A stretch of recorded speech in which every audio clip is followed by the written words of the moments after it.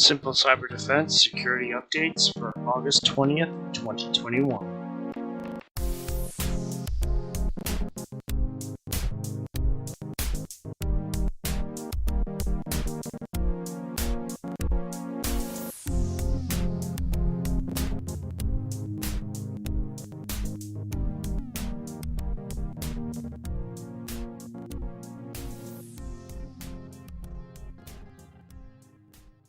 Welcome back to Simple Cyber Defense. This week we have some interesting topics, one involving IoT devices and the new Glowworm attacks for routers and recording devices, sorry. And also we're going to talk about two data breaches that affect T-Mobiles and senior citizens. So my name is Carl. I'm joined with... Hi, this is Ahmad. And we're going to get started with the critical bug for IoT devices. So if you want to start, Ahmad. Alrighty, so this was reported by Belief in Computers, and that there's a critical bug impacting millions of IoT devices. Let's hackers spy on you. What are IoT devices? IoT stands for Internet of Things. So things like your Ring cameras, your Blink cams, your smart TV, your smart washer and dryer, your baby monitor, everything that can, your lights, if you have smart lights, anything in your house that is a thing that you use, like your Alexa speakers, your Google speakers, etc.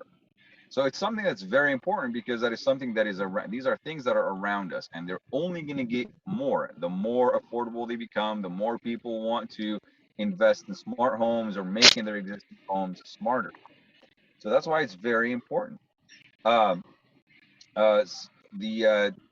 what's reported on Belief in Computers that the security researchers are sounding the alarm on critical vulnerabilities affecting tens of millions of devices. Now, this security issue is for products from various manufacturers. A lot of manufacturers use this service or this protocol through a company called ThruTech, and the platform they use is called Calais IoT Cloud Platform. It's a platform or a protocol that connects all these IoT devices together, or connects your it's kind of like the language that your chipset vendors use to talk with your brand name telecom operators, your cloud infrastructure solution providers, the ODM OEM manufacturer, all these people. When it comes to that little camera that you have, it has all these companies or all these people involved in manufacturing, the operation of it. They need to have that protocol to communicate with one another. So the researchers at Mandiant's Red Team discovered that the vulnerability, and that they discovered at the end of 2020, and they worked with the U.S. Cybersecurity Infrastructure and Security Agency and ThruTech. And ThruTech is, by the way, is a Taiwanese company. So that should, raise some flags there. And they're working with the company to disclose and to see how to mitigate those issues. There's actually a CVE that is tracked as CVE 2021-28372 that it's called, the issue is called a device impersonation vulnerability, and it has a high severity of 9.6 out of 10. That's how bad it is. And why is that? What the researchers said is that for an IoT device using the ThruTech's Calais protocol, they found that you only need the unique device identifier, UID, to register that device with Calais cloud service. So now we see that cloud service comes into into the Calais cloud service. Now, and that's all it needs. That's all you need is a device identifier. So somebody can spoof that and claim to be that device. All you need to have is the device ID. It's kind of like you calling your bank and saying, hey, I'm such and such, and your neighbor can call and say, hey, I'm such and such, give me that money, and they just give him that. That's all they need is the name, the unique identifier. Now that unique identifier can be gained through very easily through like social engineering or the like. The way it works is that the IoT device will reach out to the Kali network. So you have your smart camera, for example, at home. They'll reach out to the Kali network using that UID, and then register with the server. Once it registers with the server, then the communication between the smart device and the server is established. An attacker could register on that network and control the device. And by controlling the device, they can hear everything, see everything. They can also get authentication information from that device. So now they have the username and password. So it's not just remote access. It's not just credential harvesting. They also have audio and video. They can harvest audio and video data from the device. How do they do that? So they get, let's say, okay, I have ID number 1234. So okay, we have this ID number. I'm an attacker. I'm going to spoof any request to the server, to the Kali network, and we tell them, hey, I'm 1234. Send me this information, and what they do is send me that information. Okay. Now the problem is there are so many manufacturers that are using this technology. So we can't say, okay, if you have this device, do this, or you have device, this, do that. They have released a patch for it after they have seen a proof of concept throughout the research. And there's actually a video on YouTube that we will put the link to that shows you how this works. So just look in the description. Now the mitigation options for this is a little bit more technically advanced than what we're aiming to do on this podcast. It's more on the developer side and the owner of the IoT device side. But as long as we are aware, we're bringing this up because IoT devices are not going anywhere, and it's going to get more and more. So back to that culture and that sense of security that we always have to have, patch management. Anytime if I decide to use IoT, if I decide to use a phone, decide to use any electronics, I need to make sure that it's always updated. That would be the biggest thing. Now, the second thing is maybe a little bit different is don't connect your IoT devices to public Wi-Fi networks. You can have a portable speaker maybe, and you can connect it to an open network, and that you don't want to do that because all that information can be sent back and forth in clear text, and you don't know, and somebody can gain that UID, and all they need to do is go to that Kali server and gain information. Again, just because the Kali platform is used by many devices, by a lot of large device manufacturers, it's very difficult for us to actually say, and it was very difficult for the researchers to say what devices are affected. So this is more just to kind of reiterate our culture of security. Carl, you have anything to add? Well, just think about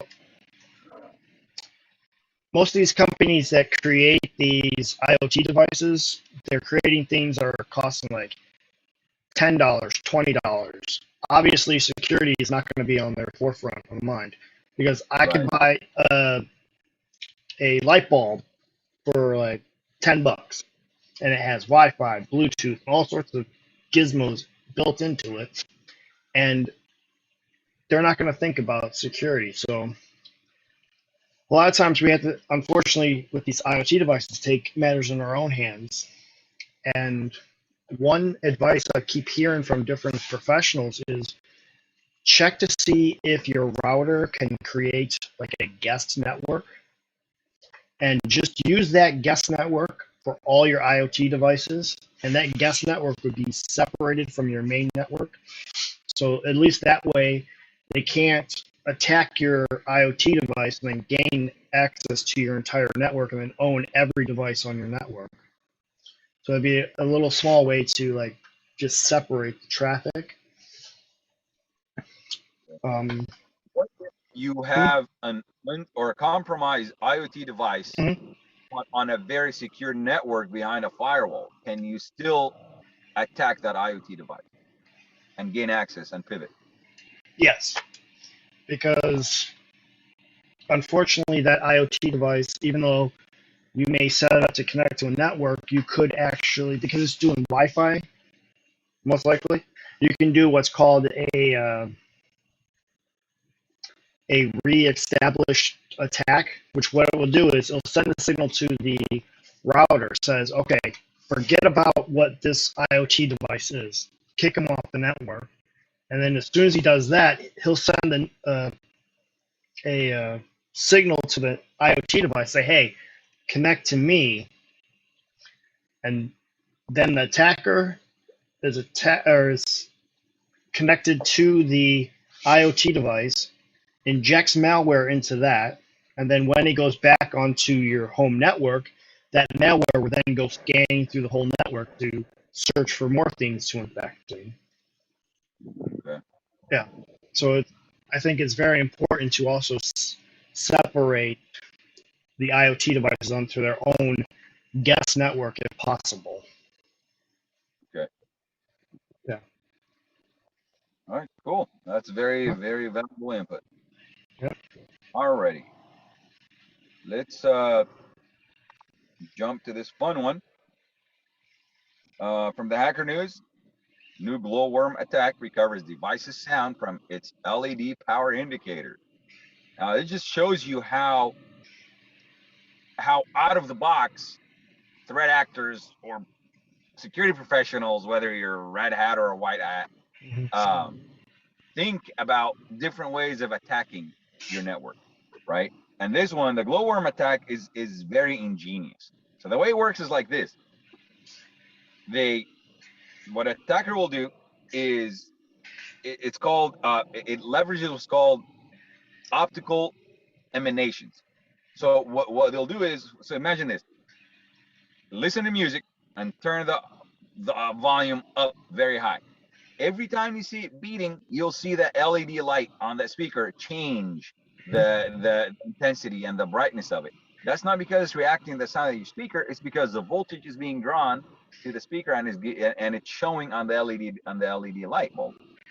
So what happens is an eavesdropper will be watching from a distance that light, how it changes, how it fluctuates, and then there will be an algorithm that will capture all this data that's coming from that minor LED light and translate it into the audio that is being sent through the speaker, which is very ingenious if you think Yeah. about it.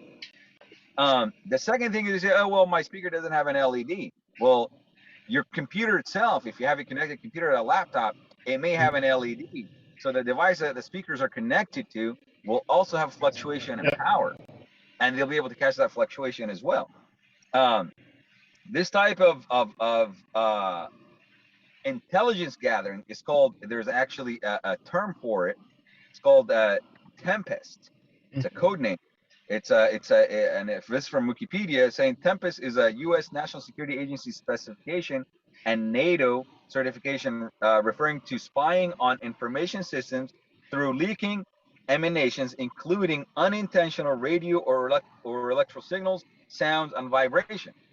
So there's another one that I read. It said on your phone, on your handheld device, Yeah. when you tap on your keyboard, that soft keyboard you have on the screen, when you tap on Just it, there's small different emulation.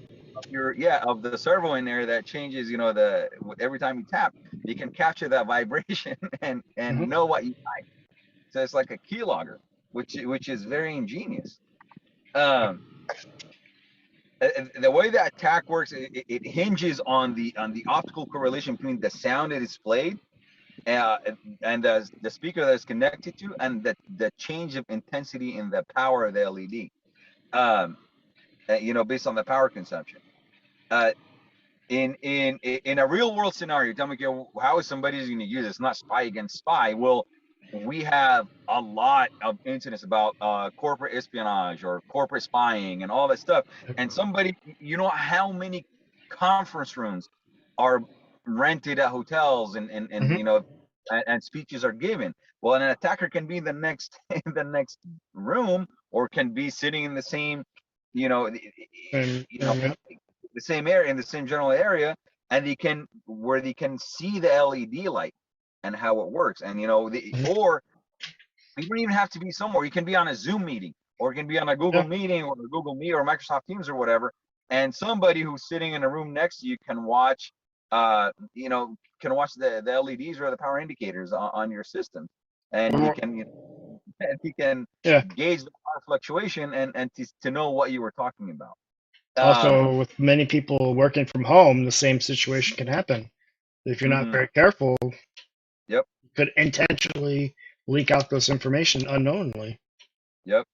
Now, how can we mitigate this? Very easy, very easy. We can put transistors in the circuit. So it mitigates that power fluctuation, which is going to cost pennies. If you're spending $1,500 on a laptop, the increase of cost is going to be pennies.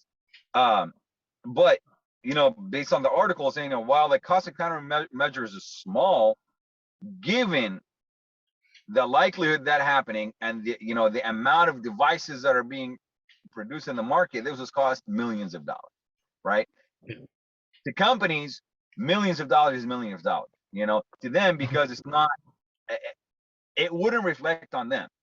For example, if it wouldn't be like, oh, Intel got hijacked or got hacked or whatever. If you have an Intel laptop that somebody can hijack that way and understand what you're saying, and it's just like given that and having this information, threat actors and security researchers know that as well.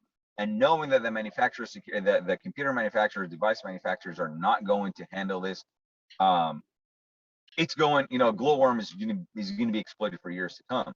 One of the things that I like to do, for example, but this can change, is I like to put black tape on my LED lights Mhm. and on my camera. But the thing is, they also discovered if you have a light bulb hanging in your ceiling and there's a speaker that's loud enough, there's actually going to be from the vibration of the sound of the speaker, it'll In change effect, the vibration, the sine, the way of the light up in your light bulb, and they can capture that as well. But because of the cost of the equipment to do that, it's not a pressing issue right now. Um, that's it for this. You have anything to add, Carl? well, this glowworm thing actually isn't anything new.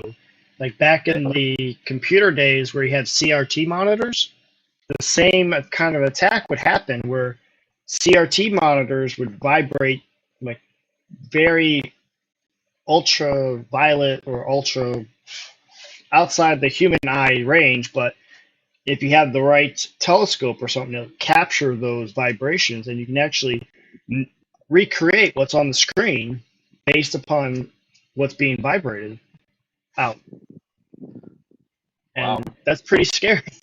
Yeah. So that's why How? a lot of the time, the older days, that's where the privacy screens started coming into play, where they I would put see. that above that because that would mitigate the reflections of the monitors. So Huh. that could be one way to mitigate this on your cell phone because the privacy screen will also alter the way uh, the light from the phone is being reflected out. It'll distort it enough to where you can't really get a good gauge of what's being on the screen. So Huh. that's my 2 cents on that.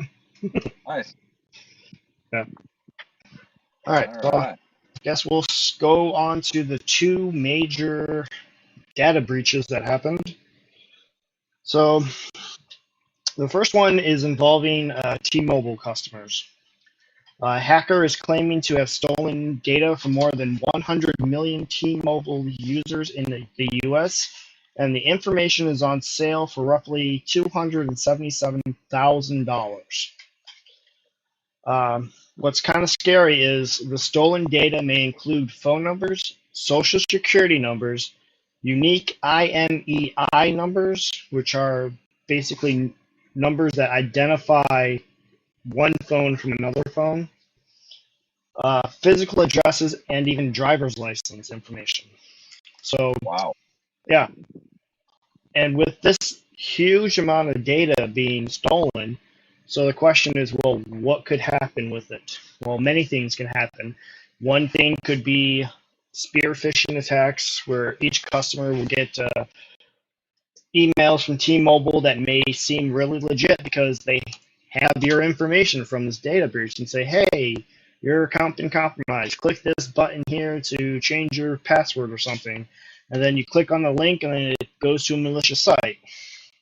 Another thing that they could use this information is the SIM swap attacks, where they will actually call up T-Mobile and have all of your information and say, "Hey, I need to get a new SIM for my car or for my phone because it got stolen." And because they have all your data already, they can just say, "Hey, T-Mobile asks, what's your PIN? PIN is 1234, or whatever it may be," and it'll be easy for them to take it. So the things that you should do right away is definitely change your password and your security pins right away. This is very important because now the hacker has that information from this data breach. And it's even if you're not directly a T-Mobile customer, like say you are a Metro PCS customer or a Mint or a Ting, I would still do the same thing because those are owned by T-Mobile. And also, if you are on a carrier that uses the T-Mobile network, I would also change your passwords and PINs just because you don't really know how much information that carrier is sharing with T-Mobile because they may have a database on those customers because that carrier is using their network. They may say, hey, in order to use our network, you have to give us your customer data. So just to be 100% safe, if you are on T-Mobile or your carrier uses the T-Mobile network, definitely change your password and PINs for everything there. And another thing is use an app-based authenticator app for two-factor instead of the text messages because now they can do this SIM swap attack. Text messages for your two-factor are no longer secure because they can just take over your cell phone number and say you request a two-factor and it'll get texted to the attacker instead of you. And here's the scariest part here. T-Mobile has experienced as many as 6 separate data breaches in the past 4 years. Wow. That's almost 2 every year. If 2.5. that, yeah, 2.5 every year. That is kind of scary. This shows that many companies do not take security as seriously as they should, just because security is more of a cost than a benefit. It benefits the customer, but it does not always benefit the business. So that's why it's very important to keep on top of your data and keep on top of all of these issues because a lot of the times the companies are not going to have your back. And if you are a T-Mobile customer and this fact that 6 data breaches within the 4 years scares you, get out of T-Mobile and use something else. Because, yeah, obviously they do not care about protecting your data. And as scary as that is, data breaches are happening more and more often. And this next topic is a data breach that happened for targeting mostly senior citizens. So a cybersecurity research has found a misconfigured Amazon S3 bucket. Now, what an S3 bucket is Amazon will has multiple different servers, and they rent out different servers to different businesses, and that portion that they rent out to a company is what they'll call a bucket. So the server, aka bucket, will be leased out to a company, and the company puts in their data and use it for whatever reason, either computing reasons or just storing data to be later retrieved. And this bucket was misconfigured in a way that anyone could actually just walk right into it without any authentication at all. And it exposed a lot of personal identifying information for over 3 million senior citizens. Now, the company involved in this was Senior Advocator. It describes itself as the largest ratings and review website for senior care and services across US and Canada. The misconfigured server had over 180 gigabytes of information. These include names, contact details, and many, many other private information like addresses and social security numbers. It's like, and the list goes on and on and on how much information they had. 180 gigabytes of information In just out text, there. that is a lot. Yeah, and just text. That's a lot of information. It may not sound a lot, like, oh, I have a terabyte. No, text information, like text files. So you can have millions, like, yeah, 3 million people were affected by this. So this is a big deal. So what is the main attack for this? The reason this should be taken very seriously is a lot of this information can be used to attack the seniors and have them fall for things like tech support scams, sweepstakes scams, online shopping scams, and phone scams, in which they use their PII to make the victim think, oh, you're talking to a legitimate company that really wants to either give me something or say they want to help me out or something, like, oh, my computer's not working. I'm calling here from Microsoft because you have a virus and pay me X amount of dollars and we'll get rid of it for you. But in fact, there's no viruses, there's none of these scams, and they just steal the money from the people and just run off into the sunset. So what can be done in this situation is, if you have a parent that, or a neighbor, or anyone that you care for that is of senior age, definitely keep an eye on their credit. And definitely keep an eye out for suspicious calls and emails. Kind of warn them that, hey, this may happen, and just let me know if this does happen so that you can protect them. Say, hey, this is a scam. Don't fall for it. This isn't who they think they are. And with the credit, is you got to make sure that they're not going to steal their identity to try to rack up the bill that they can't pay for. Because a lot of times seniors have a lot of money and also usually good credit because they've lived long lives, and so what they'll do is they'll take their PII and take out either credit card or mortgages to their houses or whatever they can get their hands on to get money, and instead of the bills going to the attackers, they go to the senior person. So, and they're stuck with thousands upon thousands or millions in some cases of debt that they'll never be able to pay off. So one particular site that I kind of like for watching your credit is called Credit Karma. They offer you a free service where you can keep an eye on your credit scores, and they'll alert you when new things get added to your credit score that you may not know about. Like if someone opens up a new credit card, that will affect your credit score, and they'll say, hey, this new line of credit has been added to your account. If this isn't you, you should look into it. If it is you, don't worry about it. So that's another thing that you could use to protect yourself, because the attackers have your information and they're not afraid to use it.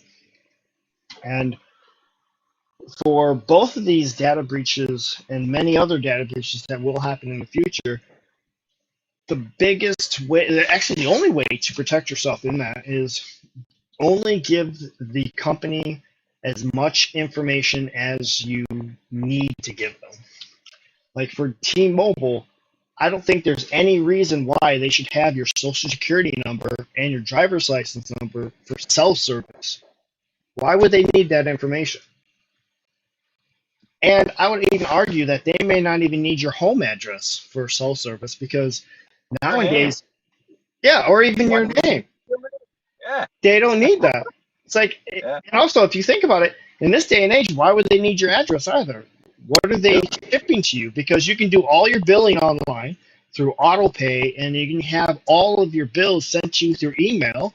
So they don't really need your address at all. So you can yep, just give them a fake address if they insist on needing an address, and then with your name, give them whatever name that you want to, because obviously they don't really need your real name. And definitely don't give your social security number out to them or your driver's license number because they don't really need it for cell service. And I think that's the only way that you can protect yourself is to be very careful about what information you give them. Like I said, just give them just the bare minimum that they would need to give you the services. Because if they don't have the information on you, the attackers can't steal it. And the worst part is with these databases, you're not in control of them. You can't say, oh, I'm going to go in here and change the password to the server so that no one else can get my information. yeah, Unfortunately, it doesn't work that way. It, yeah, even with this senior advisor, the the people who were in charge of this didn't configure it correctly, and it was wide open for anyone to come in and just take whatever they wanted. And I guarantee none of the customers even knew about that. yep. And it's kind of hard to protect yourself if A, you don't know about it, and B, when you have no control over it. Right. So, yeah, just be very careful about what information you give out to them. I know we live in a day and age where we like to give out information for services or whatever, but eventually that stockpile information can be used against you. So you have to be very cautious about how much you give out.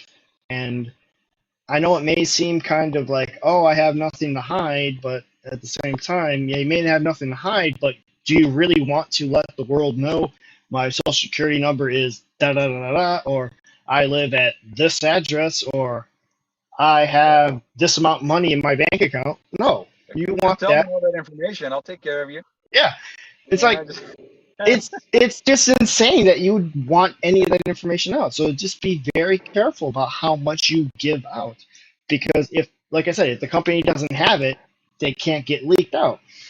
And is there anything else you want to add in? um, yeah, a couple things. One is about the S3 bucket and one about Credit Karma. Okay. So the S3 bucket, just like you said, Carl, you have no control over it. Just I wanted to kind of explain a little bit what an S3 bucket is. Not really a server, or it's not part of a server. It's kind of like, imagine a bucket, and a bucket you can pick it up and move it, right? So a Hmm. bucket can be here today and can be here tomorrow and can be here the next day, but I have access to it. And that's kind of like what it is. It's a space that you're renting, right? Cloud space that you're renting to keep your stuff on there. Now it can be small, personal, or it can be big, like for large corporations, right? um so it's kind of like, it's not something that you can say, oh well, it's an Amazon product, it's Amazon's fault. Well, not really, because Amazon secures everything, all that data while it's there, but it's your job to secure your part of it. So it's like, security is like, Yeah. where it's your job and Amazon job, or your job, or the administrator's job and the cloud provider's job, right? It's a Yeah. shared responsibility. The second thing I wanted to kind of mention is Credit Karma. I personally don't have any financial apps on my phone, and I didn't used to be like this, but I heard it, I learned it from one of the security researchers. I don't remember his name right now, but he's big in the industry. And since I heard it, it actually makes sense. I don't need to have my bank information on my phone. I don't need to have my credit information on my phone. I didn't have my credit card on my phone. Um, what I did is I enabled email alerts. So I download the app. Like, for example, I had Credit Karma. downloaded it, Mhm. enable email alerts, then remove the app from your phone. Yeah. Remember, security is about layers, right? So if somebody gets access to my phone and they're able to get in my phone because they were able to get my PIN number or whatever, they won't find anything in there, right? Kind of Hmm. like think about it. Why do I need to have this on my phone? Am I using it daily? Do I have Yep. a more secure means of accessing it? Can I do this on my laptop instead? Things like that. Yeah. So that'll be one thing I would recommend as well is set up email alerts, then remove the app from your Or even don't even use the app at all, because you don't have to use the app. You can just go to the website and use it on phone. Yep, your true. laptop. So But there are some apps where you can't. You say, oh, you have to yeah. download the app. Well, I that's think it why.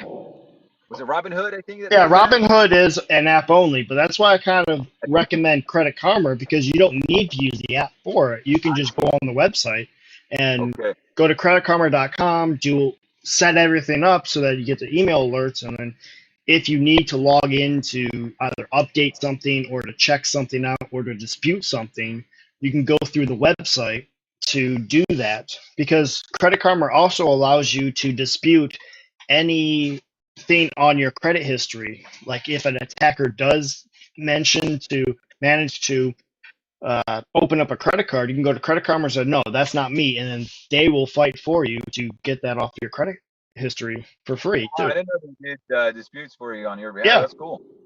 So that Nice. could be another And it's a tool that you free can app. use. Yeah. All right. So I think that will end it. Anything else you want to add? Nope. All right. Um, so I so this will conclude this week in the Simple Cyber Defense Security Updates. You can look us up on any of the social medias, or just remember to like, subscribe, and share this with anyone that you think will benefit from this. And we'll see you in the next episode.